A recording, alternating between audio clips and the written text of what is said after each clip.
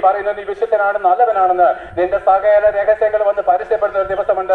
സകല മനുഷ്യരുടെയും ദൈവദൂതന്മാരുടെ മുമ്പില് അയ്യോ നമ്മുടെ ഹൃദയത്തിലെ സകല രഹസ്യങ്ങളും പരസ്യപ്പെടുന്ന ആളില് നിന്റെ മതഭക്തിയും നിന്റെ പുരോഹിതന്മാരും നിന്നെ രക്ഷിക്കത്തില്ല. നീ കുടിപടിക്കുന്ന ഒരു രാഷ്ട്രീയ നേതാവ് നിന്നെ രക്ഷിക്കത്തില്ല. യേശുക്രിസ്തു പറഞ്ഞു, എന്റെ കരങ്ങളിൽ നിന്ന് നിന്നെ വെടിവെപ്പാൻ ശക്തനുള്ളവൻ ആരുമില്ല. യേശുക്രിസ്തുവിന് മുമ്പിൽ അവനേക്കാൾ ശക്തനായിരിക്കുന്ന ഒരുവനുമില്ലാത്തത് കൊണ്ട് അവൻ നമ്മുടെ പാപങ്ങളെ രഹസ്യങ്ങളെ പരസ്യപ്പെടുത്തി നിത്യമായിരിക്കുന്ന നരകത്തിലേക്ക് എറിഞ്ഞു കളഞ്ഞാല് അന്ന് ആകാശമില്ല, ഭൂമിയില്ല, സൂര്യചന്ദ്ര നക്ഷത്രാദികൾ ഇല്ലാത്തത് കൊണ്ട് കാലമില്ല, സമയമില്ല. അവൻ നമ്മളെ നരകപ്പൊയിലേക്ക് തീപ്പൊയിലേക്ക് എറിഞ്ഞു കളഞ്ഞാൽ പ്രിയപ്പെട്ടവരെ അവിടെ കാലമില്ല, സമയമില്ല. പ്രിയപ്പെട്ടവരെ ഒരു നാൾ വരെ മടങ്ങി വരവില്ല. അയ്യോ ഞങ്ങൾ കണ്ണുനീരോടെ നിലവിളിയോടെ നിങ്ങൾ പ്രസംഗിക്കുന്നു.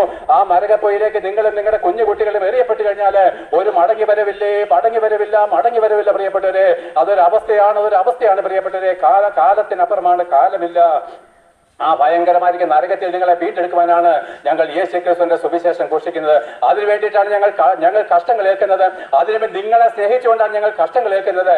നിങ്ങളെ സ്നേഹിച്ചുകൊണ്ട് ഞങ്ങൾ അടിമേടിക്കുന്നു. നിങ്ങളെ സ്നേഹിച്ചുകൊണ്ട് ഞങ്ങൾ നിന്ന ഏൽക്കുന്നു. പ്രിയപ്പെട്ടത്, നിങ്ങളുടെ മുമ്പിൽ ഞങ്ങൾ പരിഹാസപാത്രങ്ങളായിട്ട് നിന്നാലും കർത്താവായിരിക്കുന്ന യേശുക്രിസ്തു നാളിൽ ഞങ്ങൾ രാജകീയമായിരിക്കുന്ന കിരീടം ധരിച്ചുകൊണ്ട് അവന്റെ മുമ്പിൽ ഞങ്ങൾ തിളക്കത്തോടെ നിൽക്കുമ്പോൾ നിങ്ങൾ ലജ്ജ കൊണ്ട് നിറയും. പ്രിയപ്പെട്ടത്, അതുകൊണ്ട് നിങ്ങൾ ലജ്ജിക്കപ്പെടേണ്ട, നിങ്ങൾ നിന്ദിക്കപ്പെടുവാൻ ഞങ്ങൾ ആഗ്രഹിക്കുന്നില്ല, ദൈവം ആഗ്രഹിക്കുന്നില്ല.